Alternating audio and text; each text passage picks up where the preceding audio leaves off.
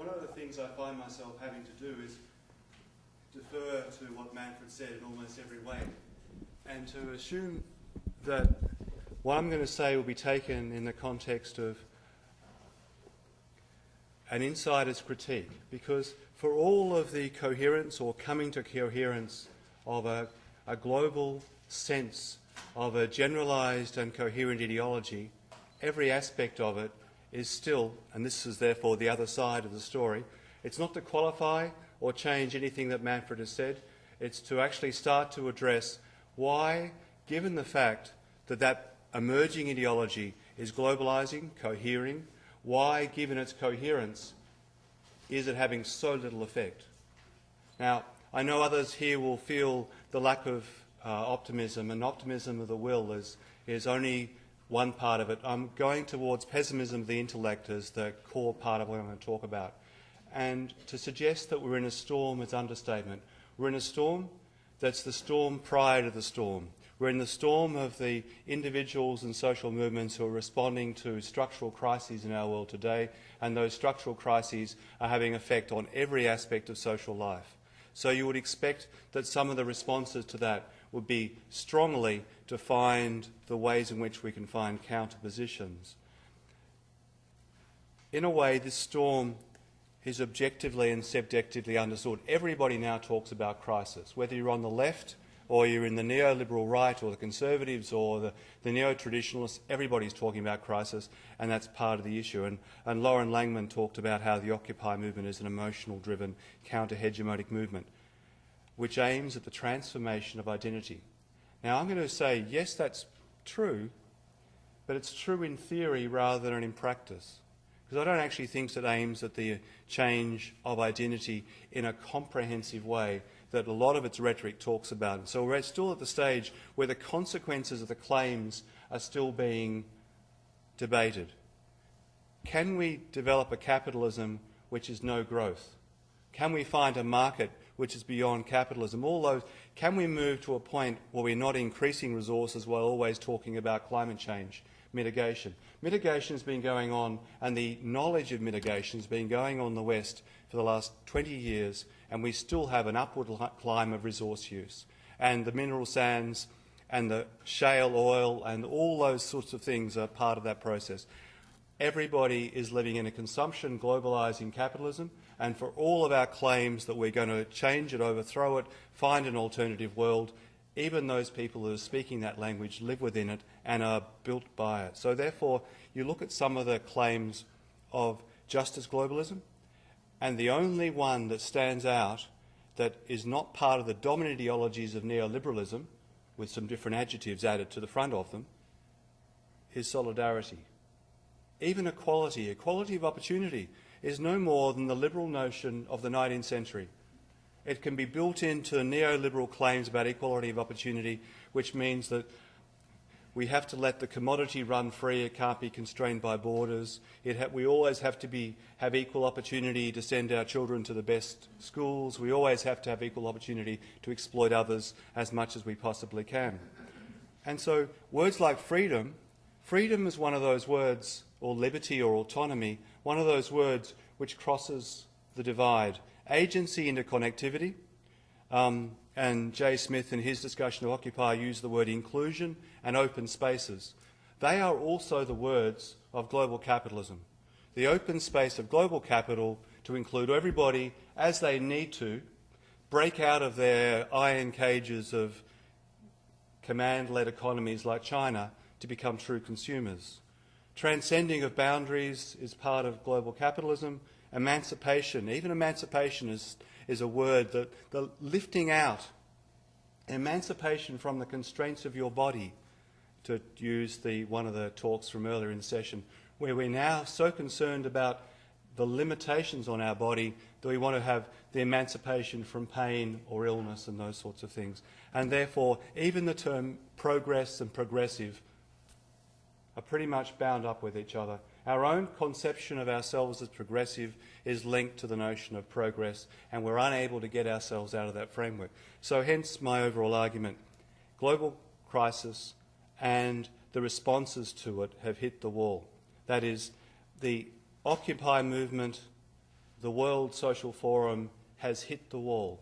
It's at the point where it's going to keep hitting that wall until something else happens, which will entail a transitional practice, which many people are engaging with at a micro level, but getting that to become a global foundational point of ways of life is a different thing. There are counterexamples, and they mostly come out of the indigenous South. I'm thinking of Via Campesina as an example, where people are living through their politics and they're engaging in a politics of production and consumption, a politics of communication and exchange, and they're working through those things in quite fundamental ways in the ground.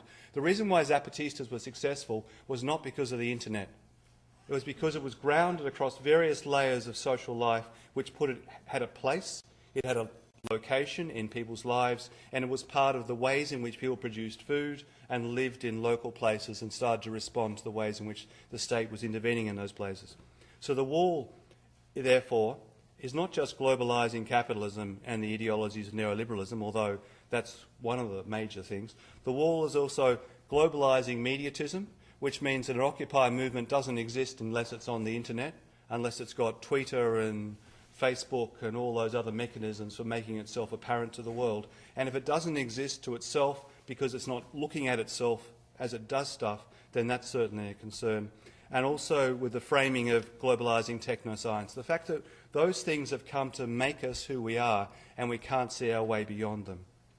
So the wall, I'm only using as metaphor, of course. The wall, I don't mean the Berlin Wall or the Jerusalem Wall. They're old-fashioned kinds of walls. They're the ones you can break down. And as we know, when we break down those walls, all we tend to get, in the case of the breakdown of the Berlin Wall, was an emancipation from an older form which bound us to a relationship to others, which was problematic. And what we got with the opening and the breakdown of the Berlin Wall is the movement towards global consumption and the movement towards East Germany and Germany finding a quite comfortable relationship, but seeking more equality between the two. So those words like freedom from want through therapeutic consumption, emancipation from the limits of our body, transcendentalism or transcendence from its place, including national spaces, are all the subjective or ideological other side of the claims. Now, the claims are fantastic. There's not a single one of those 5 claims that are being made by the global justice movement that I actually don't agree with. But putting them into practice, developing the policies, as Manfred said, that have the consequential effect upon becoming more than just going to Starbucks and buying occasional fair trade coffee, has to become a way of life. And therefore, in this sense, what I'm suggesting is that words that we use through the rest of the day, like commodification, rationalisation, codification, mediation, all part of that generalised abstraction of social life, are still making us who we are. It's not about co-option. It's not that our words are being co-opted. It's that we're all using the words without being able to put them into a practice. And those able to put them into a practice in that dominant sense are the market globalists, because their system is structurally put into place in a way that's been unable to do anything about it. I'm going to make a couple of arguments then about why that might be the case. The first one, I'm going to start with dystopias, because it's one of the themes of the conference. We talked mostly about global protest, which is the other theme of the conference, but dystopias are really interesting. In the formal genre, there are no more utopias. Utopias died a death without an announcement. There is nobody. We can say in the abstract another world is possible, but the argument that what this world should look like, apart from groups like La Campesina and a few Friends of the Earth manifestos and so on, these are not actually generating within the mainstream, or even those moving towards the left from the mainstream, a clear sense or even a compelling sense of how we are to live differently. And therefore, if they have fallen away, what's replaced them is dystopias. And there are so many dystopias around. But these dystopias have become part of the world we live in. Fiona Jeffries, in her talk, Fear in the Megacities, when she was talking about a report that was done, said, personal fear is the dominant emotion of our time. So fear then becomes a basis for thinking about each of these particular ideological major concepts we're talking about, because it's driving us to not take risks. And as we don't take risks, we're being fed it in a constant refrain from Hollywood to Bollywood. So let's take a few of the Hollywood examples. The Last Man on Earth in 1964, this is Vincent Price, of course, and he was facing this mysterious illness. And what was happening was the Earth was being overcome, and you were seeing the end of the world is nigh. And there's this kind of transitional example that humans live on a world which we affect fundamentally. So there's this beginning as a sense of the idea of an Anthropocene, an idea of a world being affected by humans, but it's a virus. It's the outside thing that's making a difference. When Charlton Heston walks the world in Omega Man in the early 70s, so it becomes an explicitly human-made disaster, a biological warfare between the People's Republic of China and the Soviet Union. So there's a point, you can see who's going to do it to you. It's those terrible communists, and they're going to have a fight.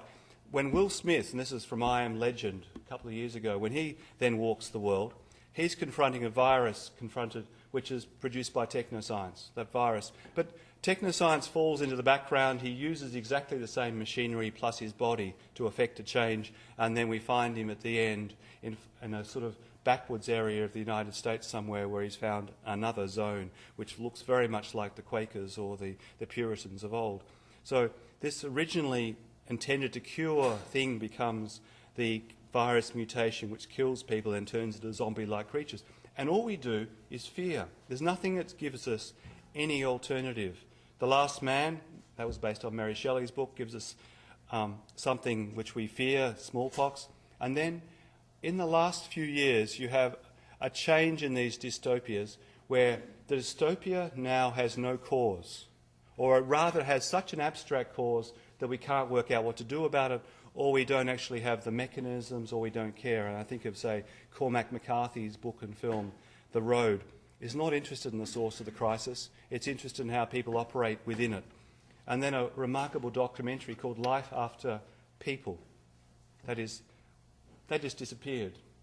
This documentary, which has been watched by millions around the world, people just disappeared. What would happen if people disappeared? The earth would go to rack and ruin and nature would take back over. But in all those films, the crisis is thoroughly part of it, but no sense of what to do about it. No sense other than nature will revisit and bring havoc to this world is being brought to us. And so when you get a film like The Inconvenient Truth, there might be a thing which you've got to worry about, climate change, but there's no actual cause. We don't know. There's no body that's actually responsible for it. We're all responsible and nobody's responsible, and we all have to do something about it, but nobody does something about it. Now, all that adds up to a sense of a dystopic world where we are still grappling to get to the next stage, or where we turn what are a series of concepts around an ideology into something of practice. The second point, the current world holds out to us some kinds, not of utopias, but hopes. And the grand hopes that are being held out to us at the moment are mostly around cities, either tiny little projects in cities where people have reclaimed an area of, say, New York, where there's a vertical garden which is now horizontally linked around a railway line that's now been reclaimed. Certain reclaiming of small spaces. But the major ones that we get confronted by, these ideas of hope, are a smarter planet, IBM, or the smarter city idea, which is also IBM. The idea of a healthy city, which is Philips, the idea of a sustainable city, all these things are now being given to us as a mechanism for thinking through our small hopes. So when Carl Davidson said occupy as a brand flexibly interpreted, we can see we're still dependent upon that global mediatism that I was talking about before. If I was talking about various processes of global capitalism, global technoscience, global mediatism, they still frame the way in which we work. Then if we come to how the responses are happening to those things, this brings me to the third point.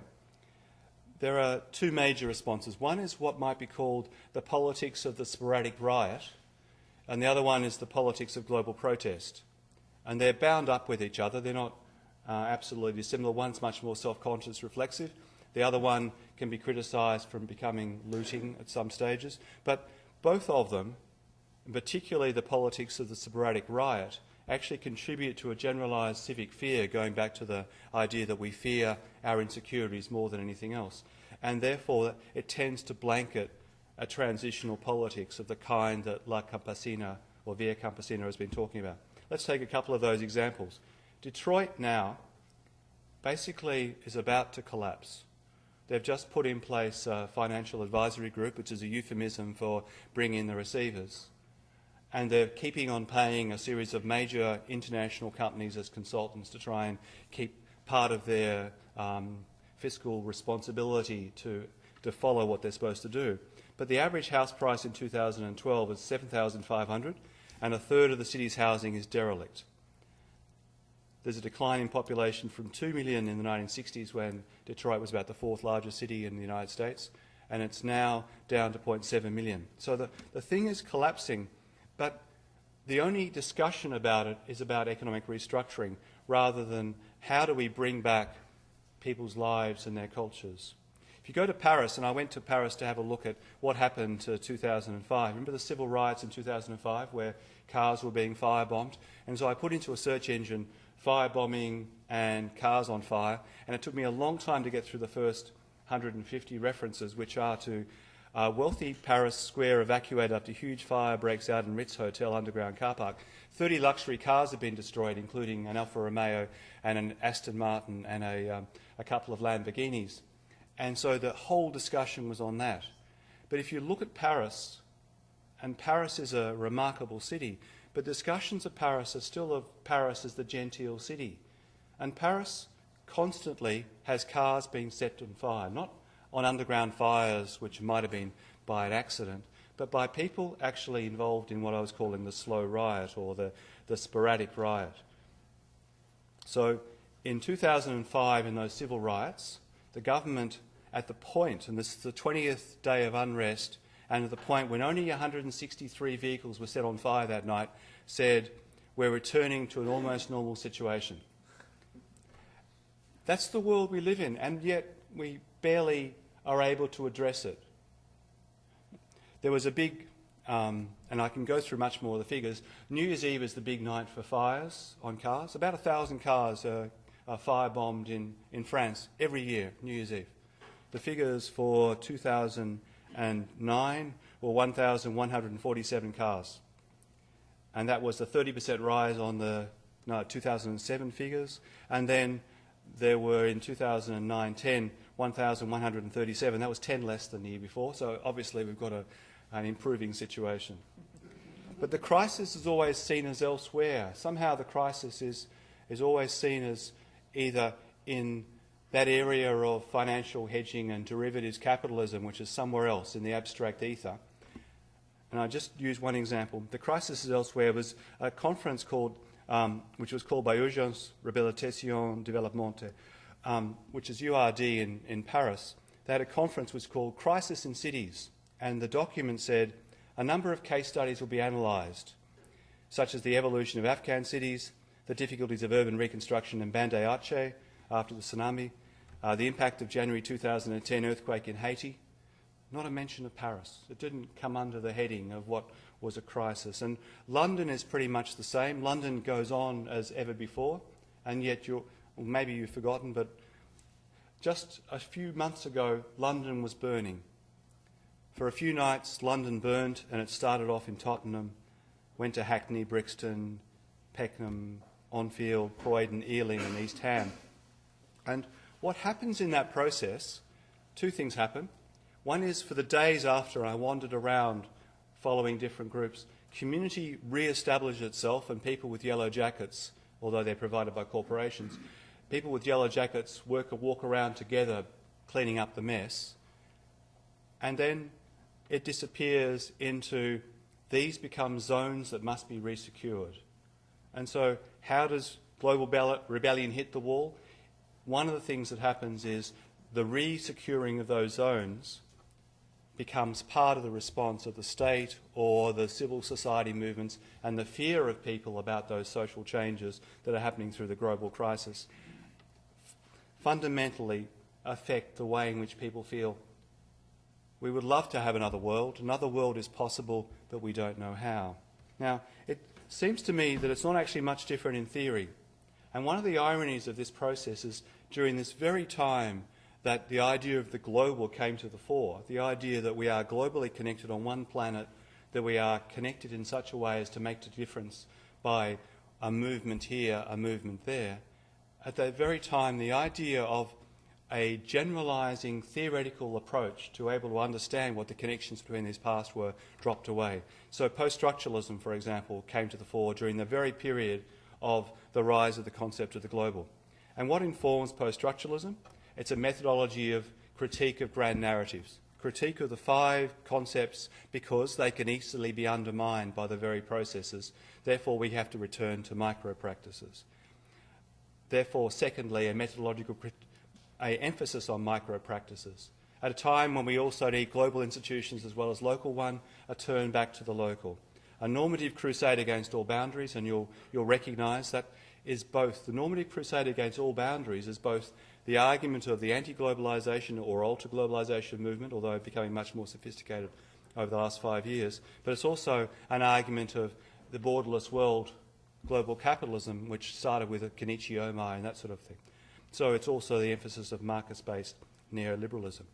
At the same time, and it doesn't seem to be happening in this university except beyond these walls, a neo-imperialism developed around empiricism. That is, unless you were empirically based in everything you did, then you were seen as on the outer. And it wasn't that it became a common sense. It wasn't that it was a big and terrible movement in the first instance, but it had 2 aspects. Either had a quite banal form, that gathering of facts and figures had to become the basis of any claim that you made, so you couldn't. Now, that can be done well or it can be done badly. It can be done in the way that Manfred Steger and his team are doing it, or it can be done as it's mostly happening through all sorts of automatised processes. And its most positive version became evidence-based policy.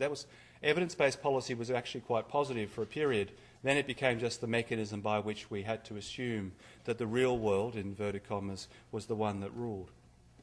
But then it had a rationalising and crusading form, which was rational choice theory, agency modelling, and then the ideas, and they came in various guises, the ideas that you could understand humans as making a series of rational choices mapped onto computer systems, and that those computer systems would give you the answer to how the world should operate.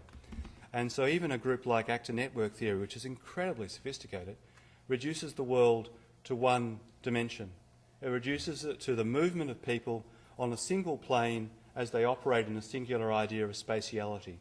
No idea that some people operate in different spatialities, and if you're part of an indigenous movement for which this is your home, this is your land, this is the place to which you are custodians as your elders were once custodians on this land, and therefore mapping your landscape is ontologically different than mapping a network.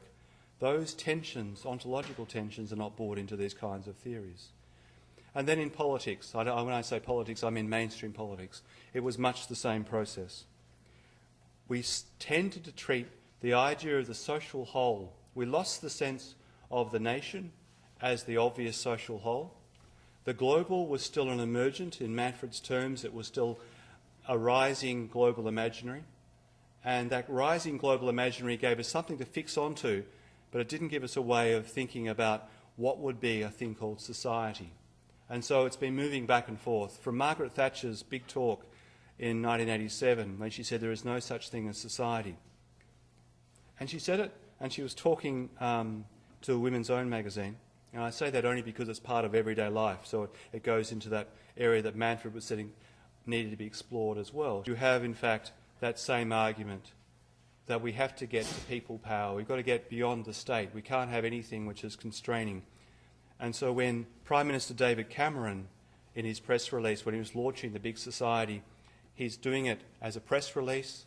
He didn't actually stand and talk to a big group of people. He didn't go out on a series of town hall meetings. He did it via the internet. He said, "Today is the start of a deep and serious reform. Another world. To take power away from politicians." Is it sounding familiar? "And give it to the people. That's because we instinctively know the state is all too inhuman, monolithic and clumsy to tackle our deepest social problems. We know the best ideas come from the ground up, and not the top down. We know that when you give people and community more power over their lives, more power to come together and to work together to make life better, great things happen. It's just, we're still talking the same language. Let me try and conclude and pull it together.